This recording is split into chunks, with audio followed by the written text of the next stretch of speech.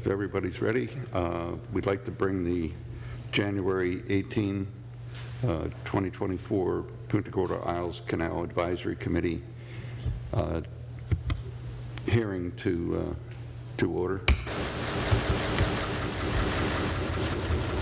Roll call, please. Good morning, Deputy City Clerk Jennifer Lodeman acting as recording secretary today. Let's see, we note that Mr. D'Amico is absent. Sitting in for him today is Mr. David Levin, the city attorney. And then we have Jake Dye. Just for the record. Or not sitting in, I apologize, but I'm occupying his chair. occupying his chair, But yes. still my role as a city attorney. Correct, apologies. Thank you for that clarification. Jake Dye. Here. Jean Fuller. Here. Robert Knabe. Here. Ronald Ludwig. Here. Kenneth Rowland. Here. And Harry Wahlberg. Here. Thank you. Will you join us for the Pledge of Allegiance? I pledge allegiance to the flag of the United States of America and to the republic for which it stands, one nation, under God, indivisible, with liberty and justice for all.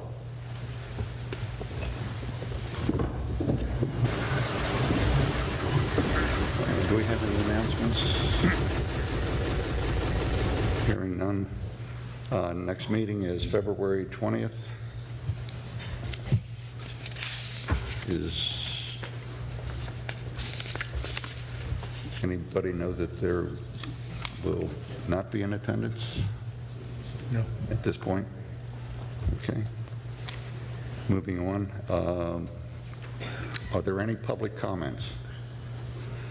There would be any issue other than the CCSP, the permit? Seeing none, we'll move on.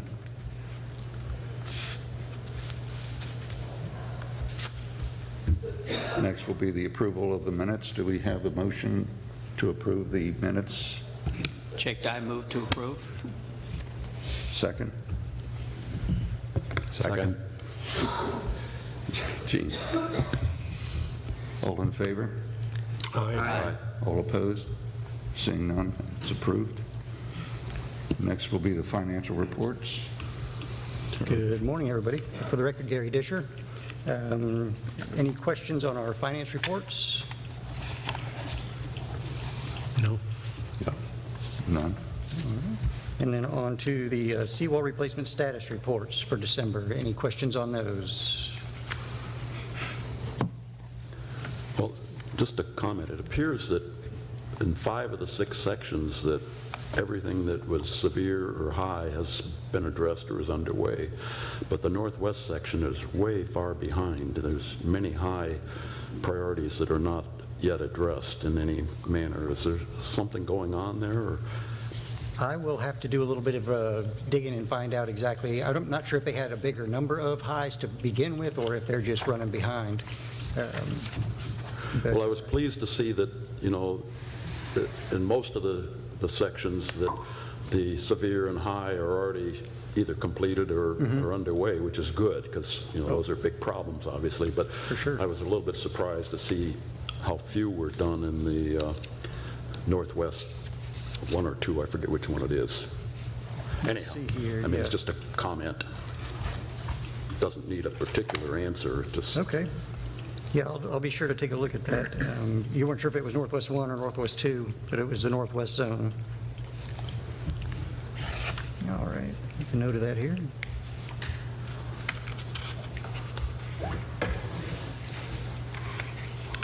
All right, and then, any other questions on that one? no. The permits authorized by city staff, there were 9 of those for December. Any questions on those? Seeing none. And the capital improvement status reports for December. Any questions on the capital improvements? Well, I think we have the same question about any progress on the spoil site channel. I mean, I know the Corps of Engineers can take forever, but there's basically no communication. Well, we've been definitely communicating. No, I mean, since November Since November. 22nd, when we submitted our response. Yes. At this point, we're working on, with the DEP, and there's an ownership issue of a basin, like the submerged lands underneath it. It was in the name of the dissolved corporation of PGI company, or the corporation that originally did PGI.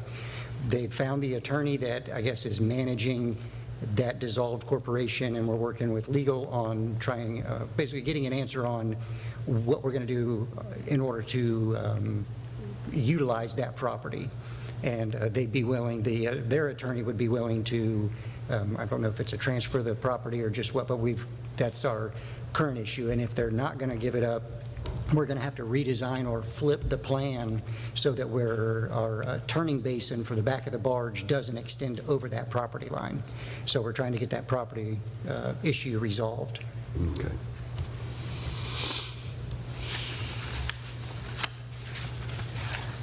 All right, and then on to master permit agreement. Any questions on that one?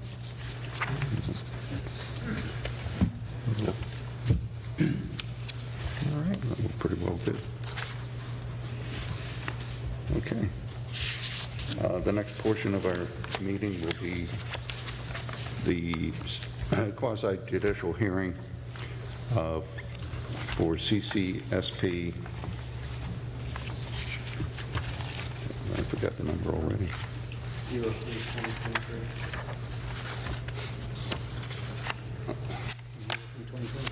03/2023. 03/2023. Okay, we will move on with the presentation from the city on the CCSP permit, followed by presentation by the applicant and/or the applicant's representative presenting to the committee why the permit should be approved and how it qualifies for all the pertinent criteria that is necessary. Then we will then open up for discussion on that. So with that, we'll start. Anyone intending to offer testimony in today's proceedings, please stand and raise your right hand.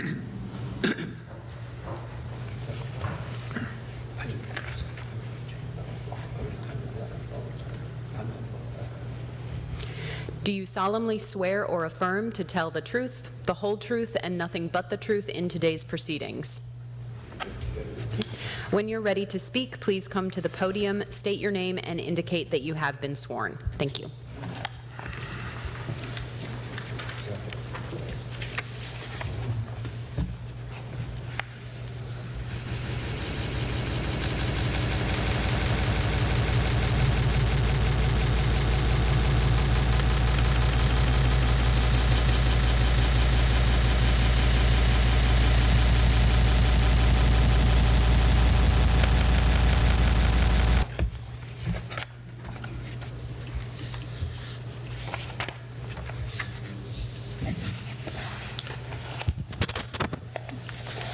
Good morning, everyone. Brian Clemens, Public Works Director. So I would like to reintroduce application number CCSP 03-2023 by Keesley Construction on behalf of the owner, David Lafferty, of Lot 43, Block 20, Section 2, also identified as 175 Bayshore Court. This application was continued from the November 20th, 2023 meeting. We've received revised plans. The applicant has provided those plans and reduced the number of pilings outside the structural limitation lines from 3 to 2. They slid the boat lift inlandward 3 feet.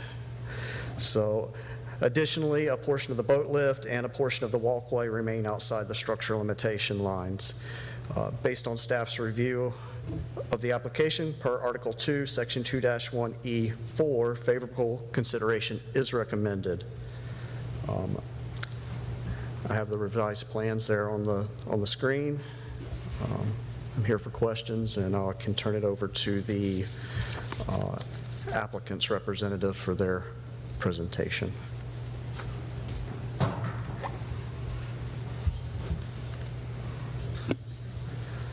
I'm Jack Albers. I have been sworn in, and I'm representing with Keesley Construction and David Lafferty.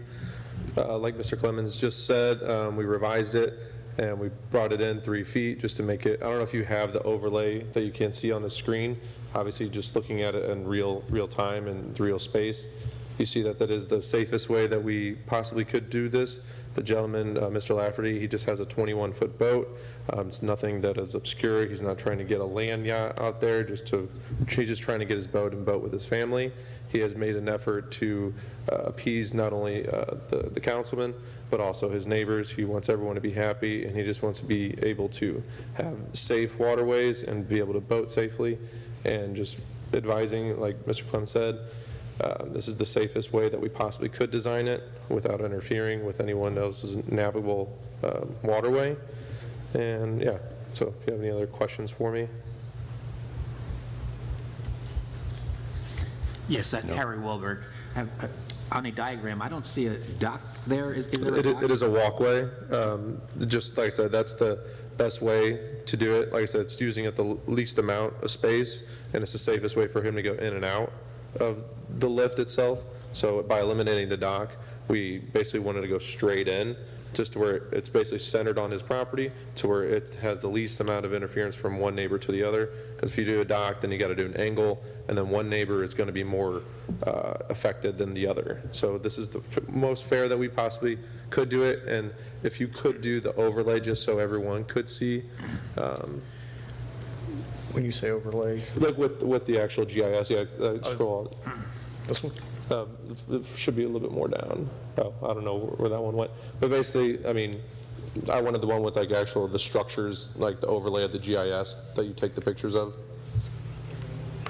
Brian, would you point out where the walkway is? It's not very clear, but and then where the pole that would be piling outside of the structure limitation lines would be? So here's the walkway right here.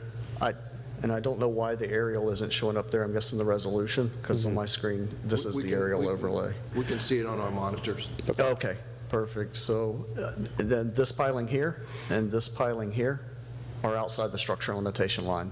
This piling here has now been moved within the structural limitation line.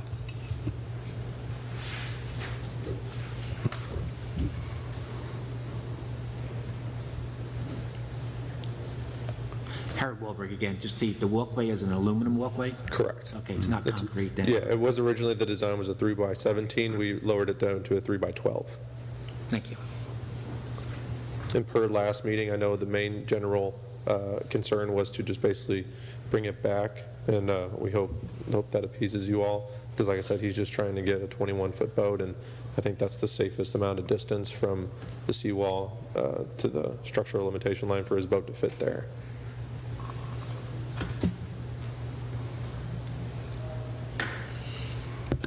Ron Ludwig, excuse me. Did you just say that there is no dock? The dock has been removed? If this permit does get approved, then we will be removing the dock. Okay. On this permit, there is no dock that we would be building. It would just be a walkway to the lift itself. to do less impeding on either neighbor. Okay, so the drawing indicates that there is an existing dock. Correct.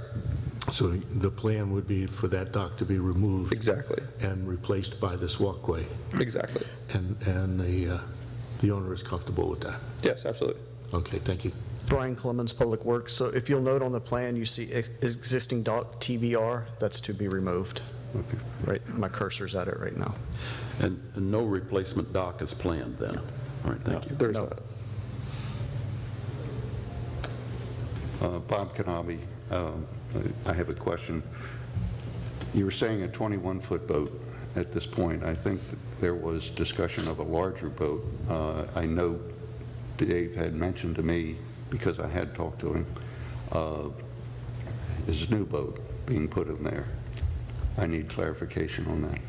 Yeah, it's a Robalo 21.6 LOA. Center console. Center console, that's 21.6. I thought it was larger. Yeah, it's a 222, but it's a 21.6 overall. Okay. Any other questions for me? No. Thank you.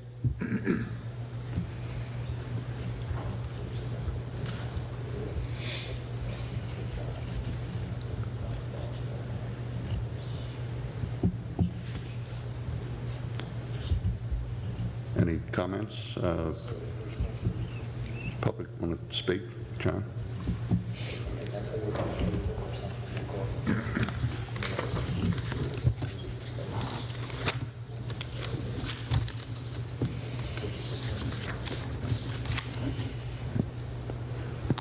Thank you very much for allowing me to speak to you. My name is John Branch. I have been sworn, and I appreciate the chance to speak with you. I would like to thank Jeff and Paige for keeping me informed about this whole matter while I was out of touch, completely out of touch. Without them, I wouldn't have known a thing about this, and I really appreciate it. Dave and I have had numerous discussions. In fact, we've had discussions after the hurricane about what he was going to do. And he said he wanted to go straight out. And during those discussions, I just assumed, of course, he would be within the structural and the boat limits. I didn't think that they would be outside. And then later he said the city is giving him a problem. And then later this all came up. And I see why now. My lot, which is next door at 185 Bayshore Court, would be the most affected. And I just want to say a few things to the committee to clearly show you where I'm coming from. I chose to purchase a home here in PGI after searching many canal communities here in the Southwest. PGI stood out for a number of reasons: uniform seawalls, city maintenance, clear rules and ordinances for the waterfront usage. The structural and vessel limitations were reasonable and enforceable. Now they seem to be up for change on an individual basis. I'm not sure I understand that. I would like to read to you a comment from a post on nextdoor.com. As you know, many residents are now using this to get their point of views out, with each other mostly, but you may have all seen it. And this, I quote from an individual that lives in the Isles: "I think the point here is that the city establishes rules to avoid conflicts and controversy like these. And if we can all live within them, it is a much more harmonious community. Variances clearly have their own purpose and are useful for exceptions when the rules can't be followed. But if we all petition for variances, the rules begin to have less purpose. Harmony gets destroyed and chaos begins. Variances should only be granted for rare exceptions due to extreme cases."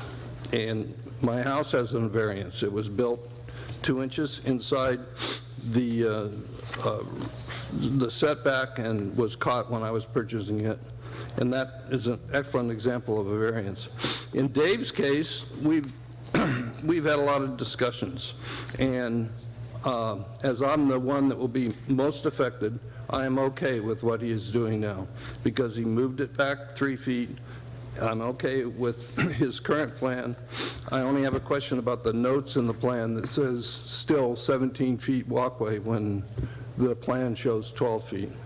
If that could be corrected, I would be okay with it. I don't object to it.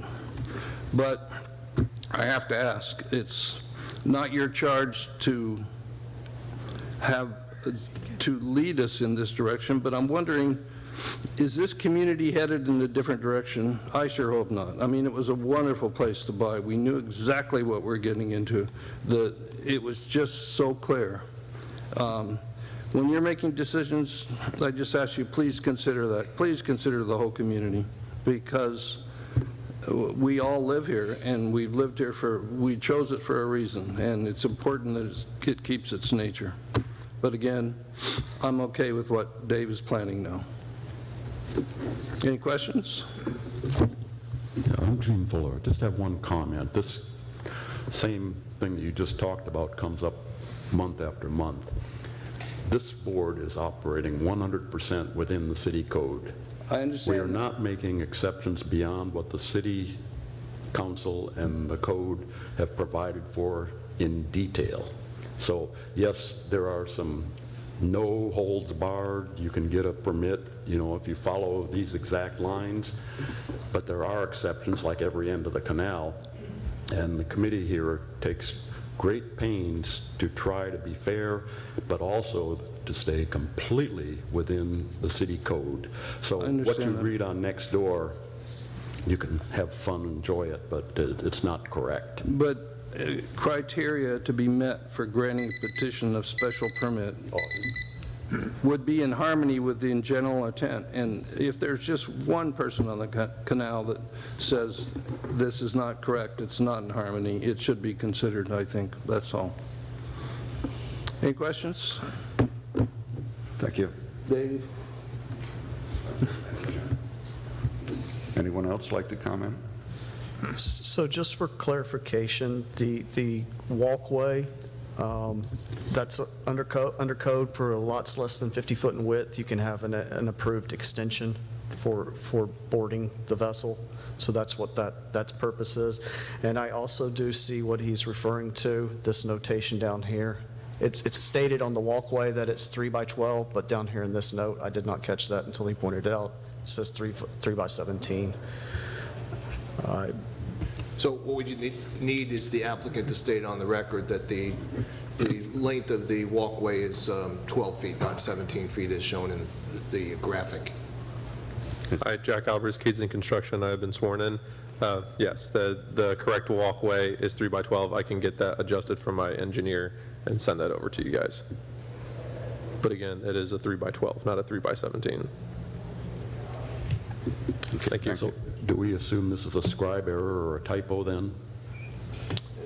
It is a typo in the notes, and the testimony of the representative of the applicant would supersede the typo now that it's in the record.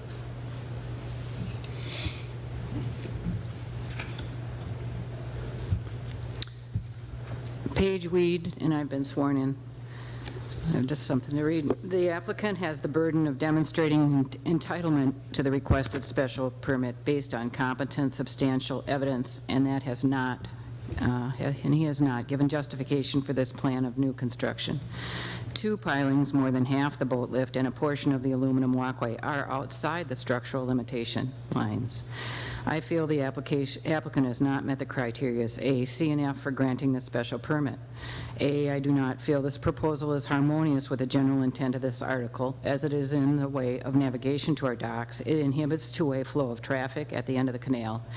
It impedes neighbors' use and enjoyment of their land. Granting this permit does not protect the guy in the middle. This design will impede navigation. Boats will lose room to maneuver and will no longer be able to approach our docks from either direction. F, this design would cause safety problems for boats and their passengers and other boats parked on the end of the canal. It affects others' welfare by cutting out the two-way egress for several homeowners, and it disallows landowners' use of the end of the canal to turn into their docks. Mr. Lafferty tells us that he decided to revise the drawings after consult with the board. He also tells us that his 21.6-foot boat plus motor is what he's planning on, and he's not planning a boat, any bigger boat anytime soon. Excuse me.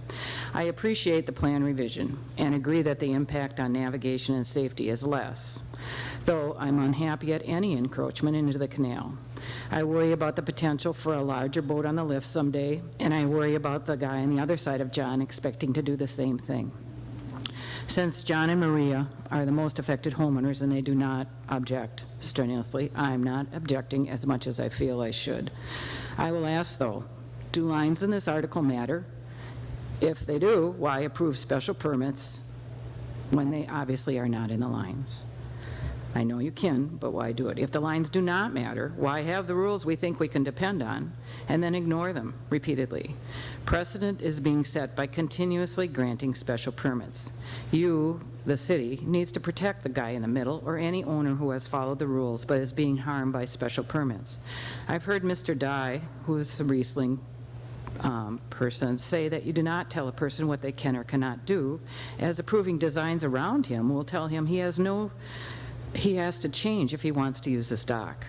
Setting up this situation will cause him to have to change. This is not right. I ask you to work to change the ordinance, to work with the city council to ask them to codify expectations, to let people know that corner lots are too small to support the biggest boats. Thank you. Thank you. Mr. Chairman, may I ask the witness, which is your property?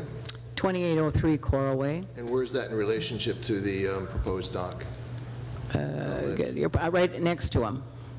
John's in the middle and I'm on the other side. I'm pointing at it. Just for the record, looking at the waterway, facing the waterway, where's your property, to the left or the right? To the left. Thank you. Well, facing the waterway, I'd be to the right. Okay. John's in the middle. I'm on the other side. You're at 2803, correct? Correct. Yeah. Right.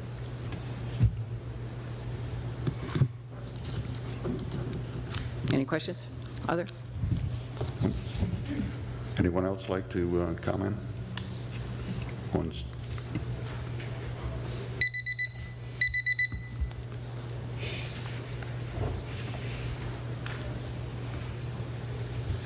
Jeff Weed, I've been sworn in. I'm at 2803 Coral Way, right next to David Lafferty. I really am here in support of John Branch, who's in the middle there. I think this seriously affects the navigation that he needs to have to his dock. If the same thing were done on the opposite side, it would be extremely serious. And I really don't see how you can see it any other way. Thank you.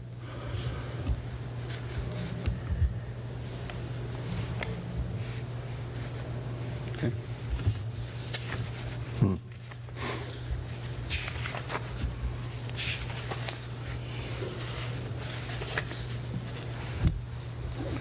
Could I ask a question of the last speaker? Yes. I'm not. Yes. So you were at, was it 2803, which would be the top of the drawing. 2803? Right. So the property in question is to the left of my lot, next door. So you're the one there that says existing dock and Yes. on the horizontal Yes. seawall? Yep. Yeah. On top there. Yep. Okay, so I'm just trying to understand, you're suggesting this greatly impedes navigation. To Mr. Branch's dock, who's on the end lot. It's down at the bottom, the other corner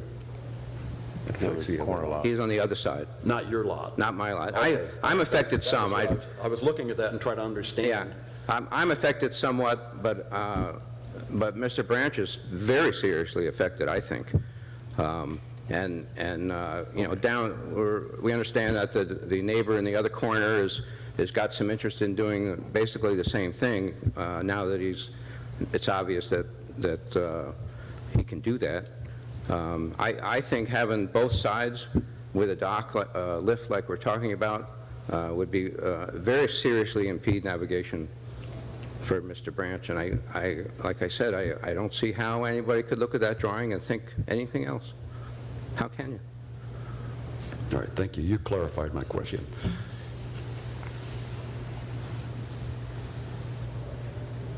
Is there anyone else that would like to speak on CCSP 032023? Is there anyone else that would like to speak on CCSP 032023? Third time. Is there anyone else that would like to speak on CCSP 032023? Seeing none. Mr. Chairman. Before you close, I just want to clarify the rules here. You can't hear me? Huh? Yeah. So I am related, or I'm affiliated with the agent, so I will recuse myself from voting. But as I understand it, I have the ability to be able to comment during the public hearing? No, I'm going to, no. So when in quasi-judicial proceedings, the board needs to be acting as if it was a judge. And under those circumstances, in order to provide due process, you need to avoid even the appearance of any type of bias or impropriety. And I believe, it's my opinion, and I think there's case law to the effect that because you're a board member, participating in the deliberation, or even and not as a witness, but even just participating in the deliberation would give the appearance of an unfair and possibly biased board. So just to maintain the sanctity of whatever decision the board is going to make today, I would expressly and respectfully request that you not only recuse yourself from the vote, but recuse yourself from the participation in the deliberation. So I recuse myself from the voting, for sure, understand that, and from the deliberation, but what do I have to limit myself during the public hearing, the comments? Again, I think in an abundance of caution, that would be the appropriate approach. If I were the actual agent, if I were the project manager and I was presenting this, would the same thing apply? I guess the question is... If you were presenting, and if I was asked ahead of time, I would advise that for this particular matter, you not even sit at the dais. Okay. And usually that's what we do, but he's presenting it, so I didn't do it. Okay, that's clear. And Mr. Chairman, before you begin your deliberation, there's a couple of housekeeping matters, procedural matters I'd like to state, because that's in our rules of quasi-judicial procedures. It kind of suggests that we do that. And so the question would be of any of the members that are going to be participating in the deliberation and voting, have any of you received any ex parte communication, meaning communication either written or verbally, or have you conducted any site inspection prior to today? And if so, just simply, if you announce it on the record, under the ordinance, under the city's resolution as adopted in the state statute, that would not then be viewed as a prohibited ex parte communication if it's disclosed. That was the next thing I was to bring up. Okay. Because I have spoken with the petitioner and I have spoken to the weeds in the past. Very good. Anyone else? No. None. Okay. No. So that being said, I'll just make a general reminder with respect to the procedures relating to quasi-judicial proceedings. Whatever decision that you make today must be based solely on the evidence and testimony presented at this hearing, and not with respect to any of the ex parte communications that may have been received. And also, as a reminder, which you'll probably be doing next anyway, there are specific criteria, A through F, that is in your packet, and those criteria need to be met in order to satisfy the entitlement to a special permit. If you feel, based on the evidence and testimony presented, that any one of those criteria have not been met, that would be a adequate basis for denial of the permit, and more than likely, for the record's purposes, identifying which criteria has not been met, and just a brief statement as to what testimony evidence you heard would support that finding. If you find for issuance of the permit, just go ahead and make reference to the criteria as indicating that it has been met, so that the record is indicated. I will also point out that there is an opportunity for you to approve the special permit with certain conditions and restrictions, and at the point of your deliberation, when you need some guidance on that, I will give you some ideas to what you might do at that point. Thank you. At this stage, do we have a motion to Move to close the public hearing. Ken Rowland, move to close the public second? hearing. All in favor? Aye. All opposed? Seeing none? I have a question, since we have the brain trust here. Item A in the criteria would be in harmony with the general intent and purpose of this article. I have scoured and read every word forward and backward and everything else, and other than perhaps ruling out, approving a new driveway, I cannot find anything that says the general intent and purpose of this article. I mean, we can all make guesses, it's equitable use of shared waterways and stuff like that, but there's absolutely no wording in here that ever gives the slightest hint of the general intent and purpose. Well, it's not requiring a guess, but you're familiar with the provisions of the code as it relates to the use of the waterways, chapter 6. And I think when you read all of the restrictions that are included in there in their entirety, I think you can come up with intuitively what the general intent and purpose of the article are. And the general intent, I think the way I would look at it, is to ensure that the waterway is shared in a way that doesn't unfairly and unreasonably impact others' uses of the waterway. I mean, there's specific criteria that talk about adverse impacts to navigation, but I think that you can take from the specific criteria, what the general intent and purpose of the article are. Brian, you had the ordinance up there.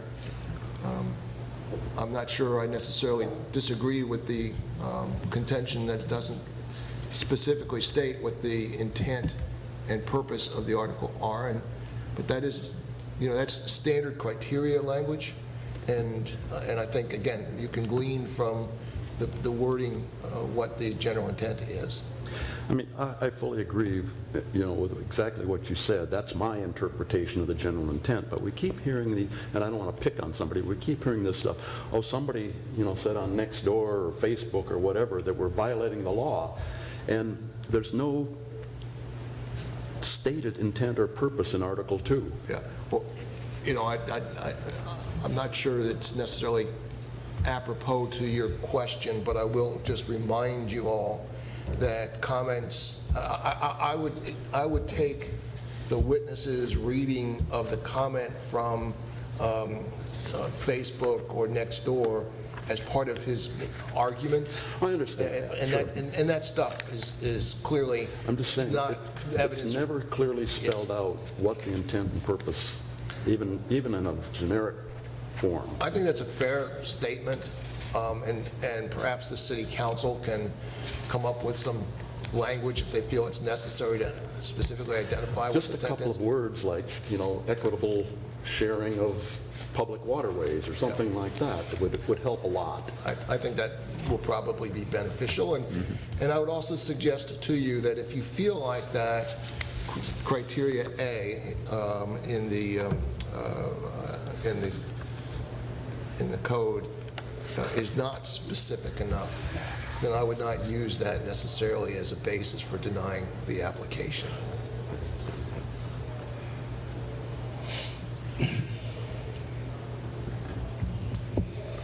All right.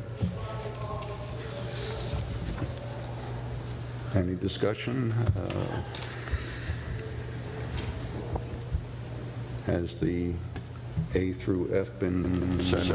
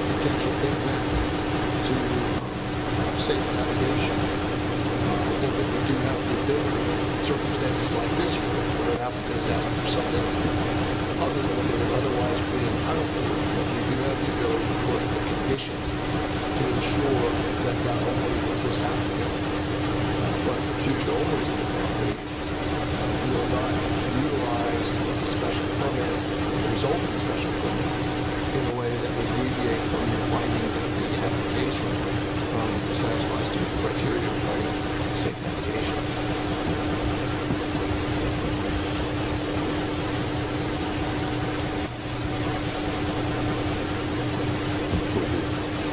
Much like the easement is on property line.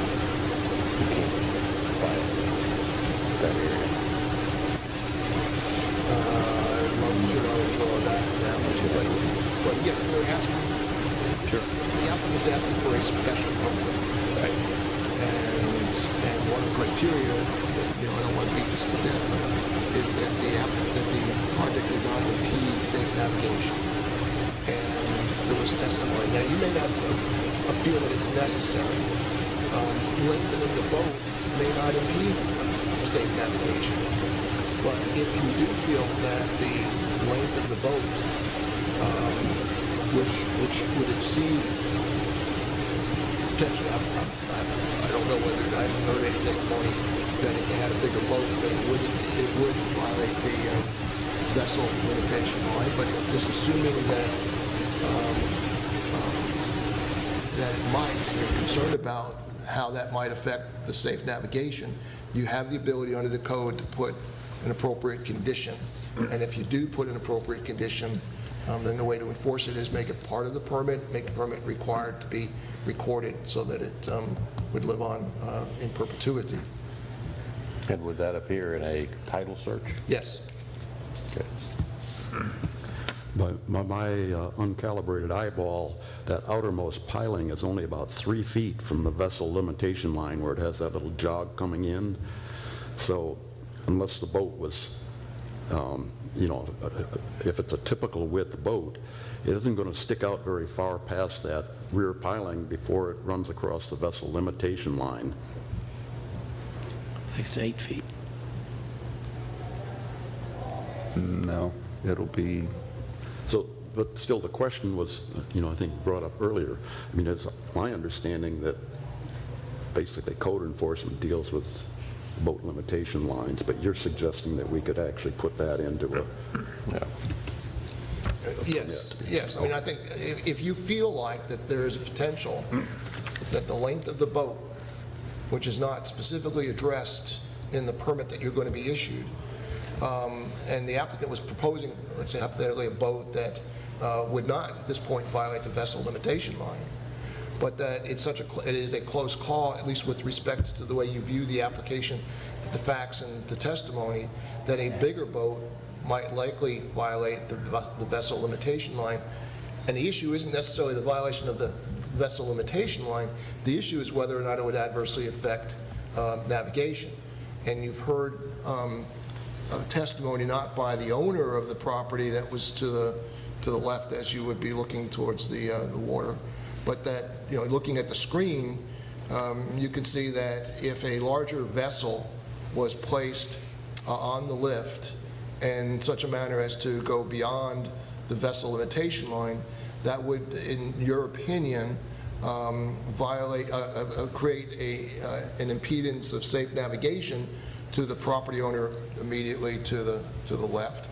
Then in order to ensure that that criteria is not violated, you have the ability to impose a criteria. And I'm not suggesting you should do that. I'm not suggesting the testimony evidence requires that. I'm just throwing that out there as something that you have the authority to do. this would be a stipulation that we have used before. A stipulation of approval. It would be a condition. A condition of approval. Yeah. Yes. Right. That wasn't my original question, but it's good to know. Did I answer your original question? Because if not, restate it. No, the original question was, arose in my mind is, how do you climb into a boat that's midpoint is 11 feet out from a 12-foot? I think what I said was that would be the problem of the applicant. We're not going to redesign it for them. in line with what we've been discussing, Harry Wahlberg, looking at the vessel limitation line here at the end of the canal, it's 30 feet. But if you look at the properties that are in the corners, like the subject property, there's that little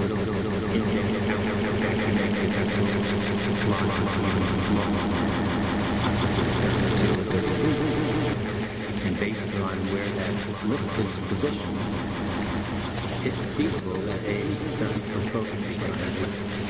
Very narrow beam boat, but if it was to stay within the boat vessel limitation line, it could be a 30-somewhat foot boat. And that concerns me. 30 total. Well, no, see, the 30 is the straight line, and look at that little bump out at Now each the corner. bump out, but that 30 is right, that flat across is 30 foot to the seawall. You're not seeing what I'm talking about? Right here, I see the chart. Yep. If you look That at, is if you 30. look at where the lift is, and if you put a boat on that lift, the bow would be right where that bump out is.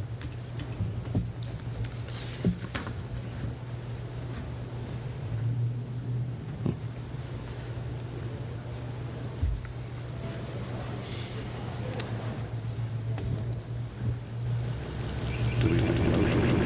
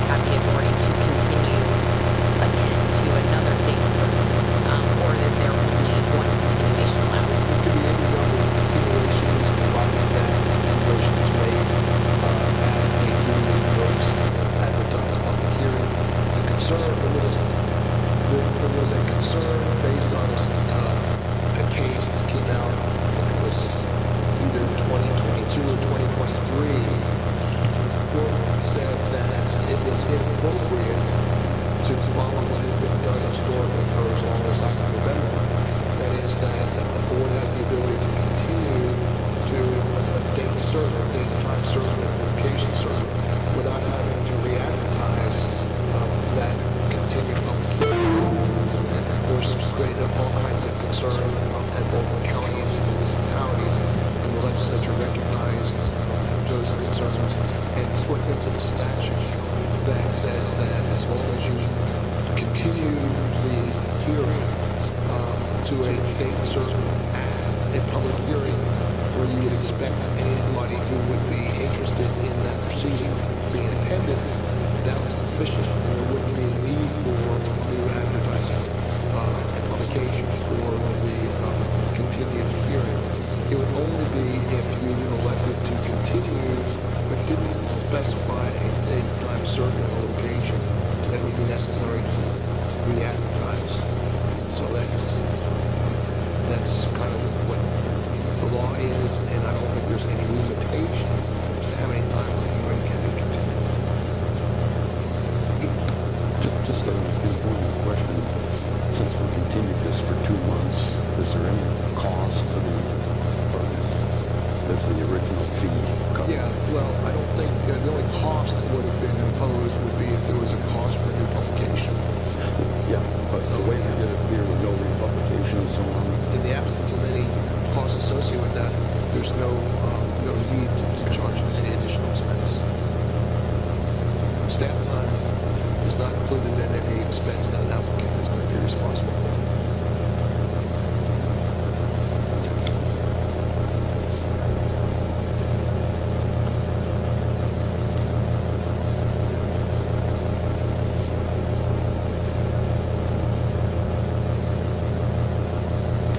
Mr. Wilson, one quick question. In regard to this one, where we put conditions on them, they have to be recorded. Who goes about creating a document that gets recorded and records that is found in a title search? Just for clarification. So, is that a city function, or is that something the applicant has to do? It's a city. I mean, I presume that at some point in time after the hearing, the city staff is going to prepare the permit and grant a written permit to the applicant. That permit would include the conditions that were adopted by the board, which would include the limitation on the vessel size, and also indicate and state in that permit that the document would be recorded. The city would take responsibility for recording it, just to make sure it's done, but the expense of the recording would be the responsibility of the applicant.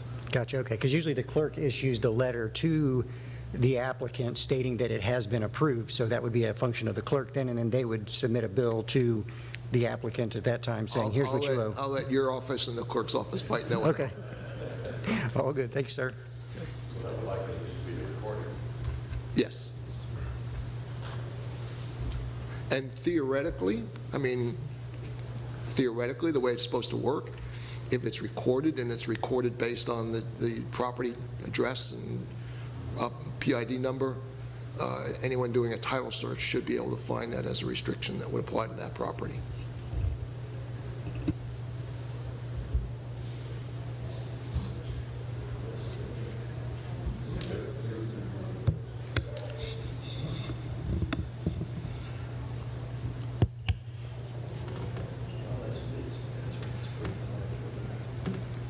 Dave, one of the things that we run into all the time and will continue to run into is properties wanting to put in, get a boat lift, but don't have a boat. This presents a problem potentially for code compliance down the line, but this has always been our problem of approving and not knowing what the boat is. This mechanism could continue to be used, is what I'm... I mean, I don't know that our code, I don't know that our code specifically requires yet, as part of the application process, a specification of the size of the vessel. But as we discussed today, that may be very relevant, especially in the nature of a request for a special permit. And I think that it would be maybe a good practice in an application for a special permit that the size of the vessel, overall length, including engines, be put as part of the application for your consideration and testimony and evidence. Again, I think it's a very relevant piece of evidence as it relates to potential impacts to navigation. And I would say that if the applicant doesn't provide that information, either in the application or testimony before you, that would be grounds for denying the permit, because they haven't proven that the special permit would not result in an adverse impact in navigation, because the size of the vessel in a situation such as this is highly relevant. Taking it on the advice of contractors, that this is a 10,000 pound or a 12,000, 16,000 pound lift, and what size boat could go on it.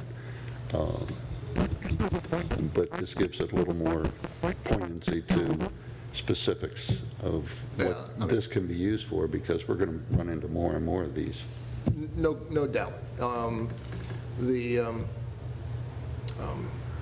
As the canal systems get more and more built out, and some of these unique shaped properties seek permits for docks and things, the ends of the canals present much more potential issues than those that are along the main portion of the canal. And so it needs to be considered. Good. At least we have a way to go, or a mechanism that we can use. This permit application today presents a very interesting case. The existing boat and dock on the end, a fairly substantial sized boat, a 30-footer, so completely within all of the standard guidelines, construction, or structure line and the boat line and so on. It'd be utterly impossible to be within the limits if that boat was head in a lift, for example, which I think has been suggested in the past, that when you get to the end, everybody's got to point in. That boat is impossible to put in that way, because it would stick out way beyond the 30-feet line. So we have a case here where somebody currently, and for a long time, is completely conforming with all the standard rules, and we are in danger of forcing that person to somehow not be able to keep his boat there anymore. Yeah. We didn't do that, and I don't want to do that. So I've been city attorney for a long time, and I recall when some of these matters came before the city council, as a routine matter, before the city council decided that they should, as a routine matter, come before these boards. The question was always, well, what impact is it going to have to the neighbors?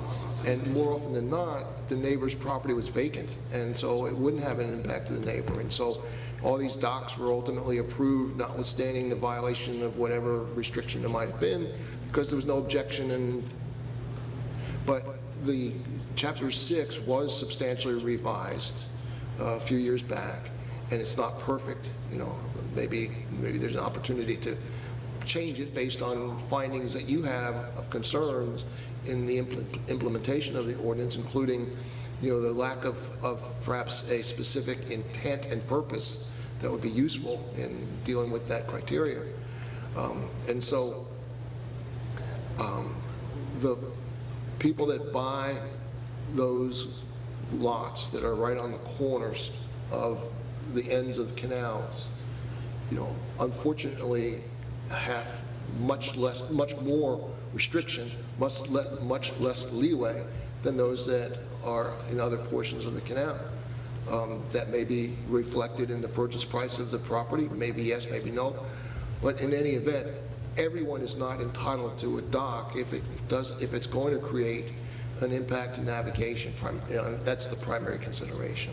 And at some point in time, you just may not be able to have the kind of boat that you want. I'm representing a client now in my private practice in Sarasota that has a dock and a boat that's on the side of the canal, near the end of the canal, but not completely at the end, and someone put in a dock and a lift at the end of the canal, which at the time of its permitting, they said that the boat was going to be 21 feet overall. Well, they have subsequently put in a 24-foot boat, which now substantially impacts my client's ability to get in and out of his dock. So these are things that if there's an opportunity to address them ahead of time, that's what a local government ought to do.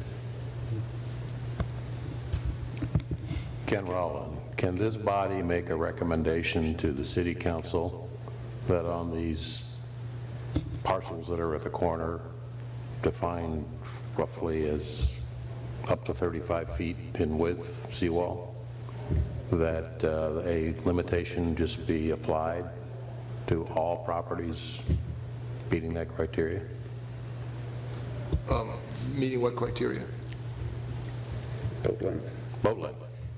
Yeah, I mean, certainly you can recommend that, and ultimately the city council will have to determine whether that's a reasonable restriction to place, and they'll hear from, from city staff and members of the regulated community as to whether that's a good idea or a bad idea, or the alternative would, to that is that every one of those permits will come back as a special permit for you to consider on a case-by-case basis.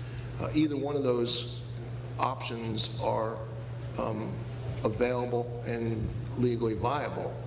It just depends on which way the council wants to go. Well, I'm trying to get it into the records that when somebody buys a property, they understand that that restriction exists, similar to what we just accomplished here today. Yeah, no, I think it's an appropriate recommendation, and whether or not the vessel limitation line as drawn applicable to properties at the end of the canal, like this one and the one on the other side of the end of the canal, are appropriate, could require some re-evaluation, and maybe you don't put a 30-foot vessel limitation line there like you do at the other properties, but something substantially less if there's evidence and testimony and criteria to suggest that that would be a reasonable restriction. Ron Ludwig, if that's the case, if this board was going to make that recommendation to the city council, we as a board would have to get together and discuss what that recommendation would be, and we need to meet publicly, right? We can't get together and figure out what the wording is going to be unless it's in a public. Yeah, if you put on so we would have to do it at one of these meetings. Right. If you put on your agenda an item relating to discussion concerning the recommendation viability or continued viability of the vessel limitation line as it relates to canal ends, so then staff would have the opportunity to present some information to you for your consideration. You'd be able to express your opinions as to how you think it should be done. The public would have an opportunity through the public comment portion of your hearing to indicate their thoughts, including engineers and contractors that may have some either beneficial ideas or opposition to it. And then ultimately, you'll formulate a recommendation or not that would be passed on to the city council. And then the city council would have a discussion, because their typical practice and policy is that before an ordinance amendment or ordinance is drafted, they have a discussion item to ensure that there's at least a consensus of the city council that they want to make a change. And then following that discussion at the city council level, either an ordinance would be prepared for adoption through the normal process as it relates to the criteria or the issue would die. So we would put it as an agenda, get it as an agenda item. We would have the discussion. Yes. The result of that discussion would then be passed on. Yes. Okay. Yes. Well, I mean, this is probably 40 or 50 years too late, but it strikes me that it'd be very difficult to come up with any kind of a general rule. I mean, there's 100 different kinds of canal ends. Some of them, you know, like the one we had last month was a straight 40, 40, 40, 45 degrees. This one's got a shorter seawall. You know, one we'll see next month or the following month has got 50 feet and 20 feet. And I mean, I don't see how you could come up with a much better description than what we have now. That's just my own opinion. I'm not opposed to forming this committee and so on, but I think it's a futile exercise. I could tell you, to get the ordinance the way it is now, including the drawings that were done to make part of the ordinance that was adopted, was a very complicated process and lengthy process. But I'm not here to tell you that it's perfect. And so tweaking and major rewrite or minor rewrites certainly are appropriate if necessary.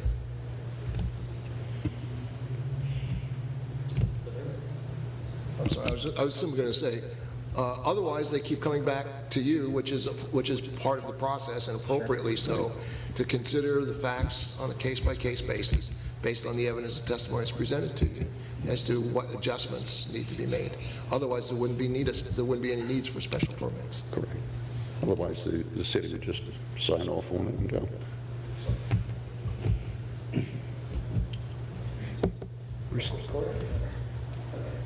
No. This is hypothetical.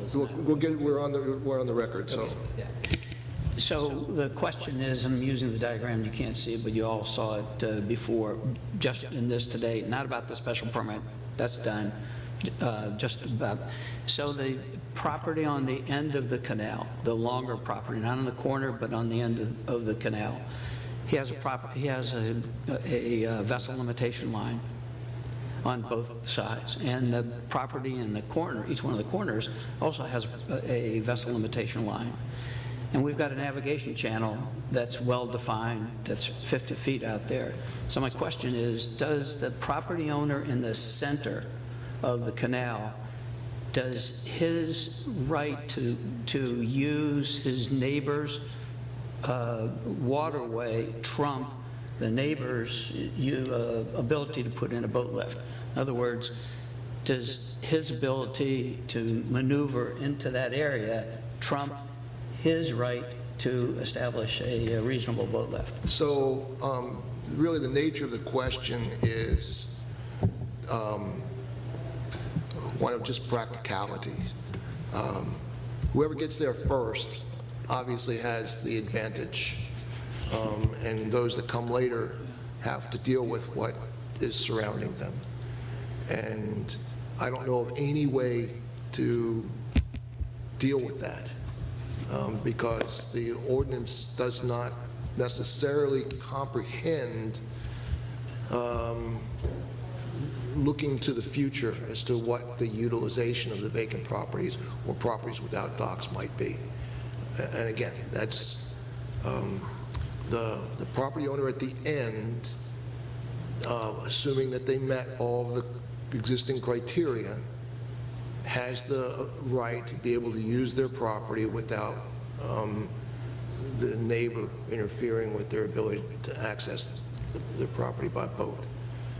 And to that extent, the property owner that comes last has to deal with the existing conditions. Yeah, Ron Ludwig. Basically, if you look at what we've just approved, the property to the left of the center property that has a large dock and a large boat, okay, if the property on the left now came in to get a boat lift in the space that he has, he will effectively, if it was approved, he would effectively prevent the current owner from getting into and out of his dock. Okay, so effectively we've taken that property on the left, and he can no longer have a dock. A lift. And one of the what do they call them? Witnesses speakers indicated that now the guy on the left was thinking about putting in a similar shaped lift, okay? But if that came in front of us, we would have to deny the special permit because it would effectively block access to the center property. If we're talking about the property at the end of the canal that doesn't currently have a dock and lift, that doesn't have a lift, I would ask that we refrain from having any discussion with respect to somebody who foreseeably would come before you for a special permit, and then your decision would have to be based on the evidence and testimony presented at that time, and possibly the evidence would be different than what you might surmise it to be.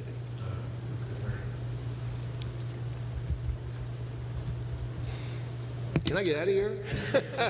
These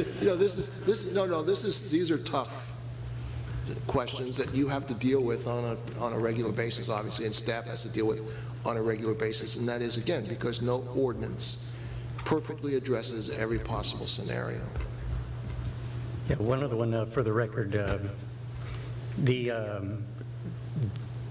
guess to clarify, we've got the structural limitation line in those corners, and correct me if I'm wrong here, the boat limitation line is there for 30 feet. If they can come in and drop a couple of mooring piles inside the structural limitation line and have a boat that sticks out 30 feet, the guy at the end can float a catamaran in there that's 26 feet wide and park it on that dock. He can go out to that 36 feet as well. They don't have to come in for special permit at that point, but they're within the boat limitation line, so that vessel can still be placed on either side, floating in that water out to their boat limitation line. If I correct that statement, like that boat limitation line is there, they can put a boat there. So, the city's regulations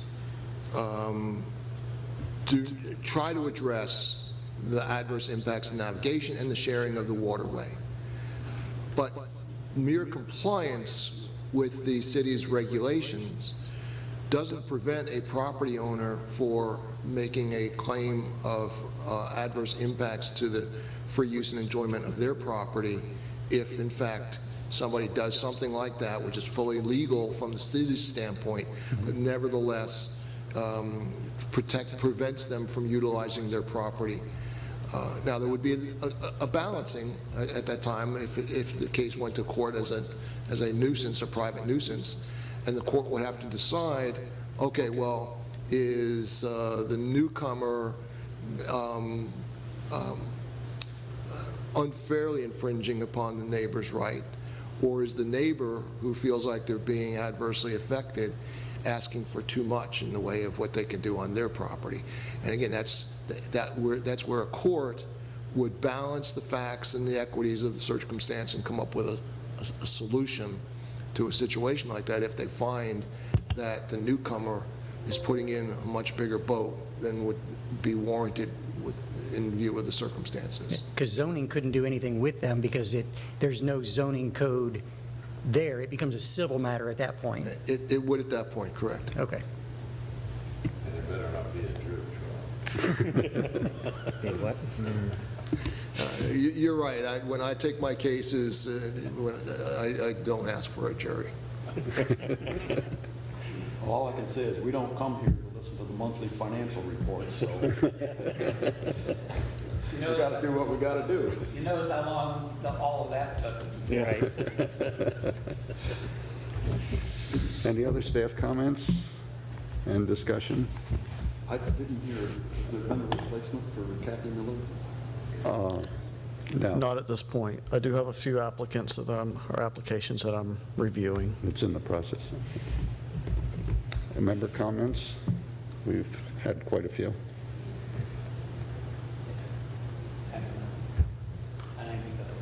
Okay, well, do I hear a motion to adjourn?